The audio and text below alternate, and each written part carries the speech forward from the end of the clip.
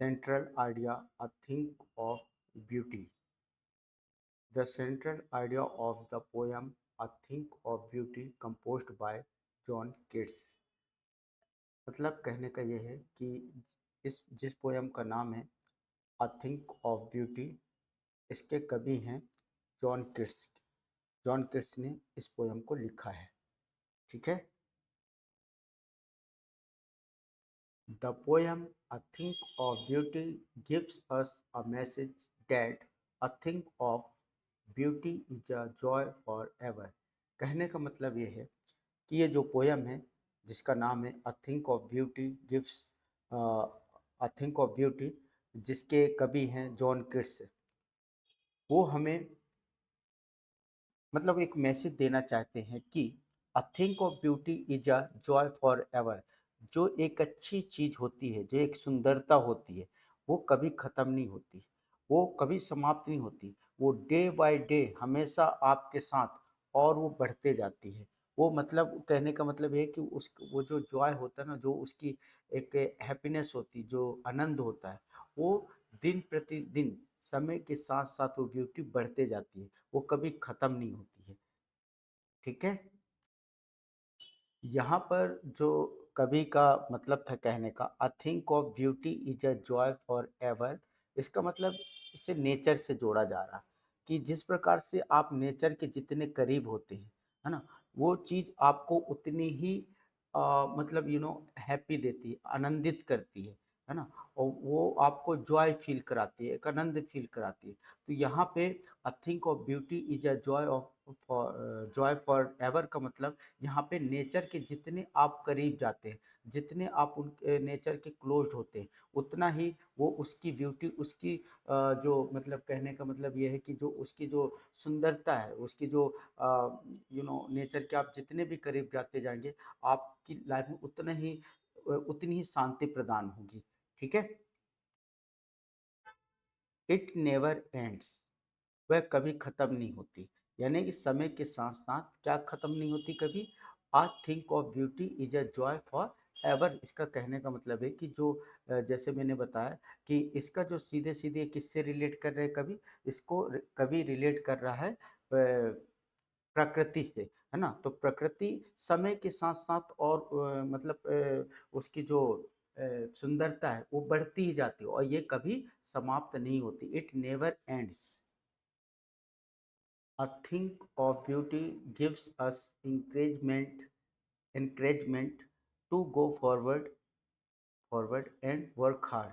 कहने का मतलब ये है कि a think of beauty का यहाँ पे मतलब क्या है, प्रकृति से जुड़ना, जो हमें इंकरेजमेंट जो हमें इंकरेजमेंट करती है, मतलब जो हमें इंकरेजमेंट करती है आगे बढ़ने के लिए और कड़ी मेहनत करने के लिए। ठीक है। Our earth Our earth is full innumerable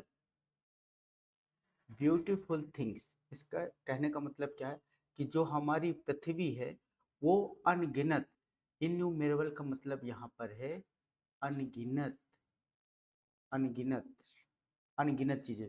हमारी जो पृथ्वी है वो अनगिनत अच्छी चीजों से भरी पड़ी है। ठीक। A thing of beauty moves away the pall of misery, sorrow and disappointed of our life। इसके कहने का मतलब ये है कि जो जो ब्यूटी है वो हमारे ऊपर, इसमें पॉल ऑफ माइजरी का मतलब होगा घने काले बादल या दुख या जो निराशा है, वो हमारे हमारी ज़िंदगी में जो ये सारी चीज़ें हैं उनको एक ब्यूटी क्या करती है, उसको हमारी ज़िंदगी से हटा देती है। ठीक है। और हमें लाइफ में जीने का एक मकसद देती है।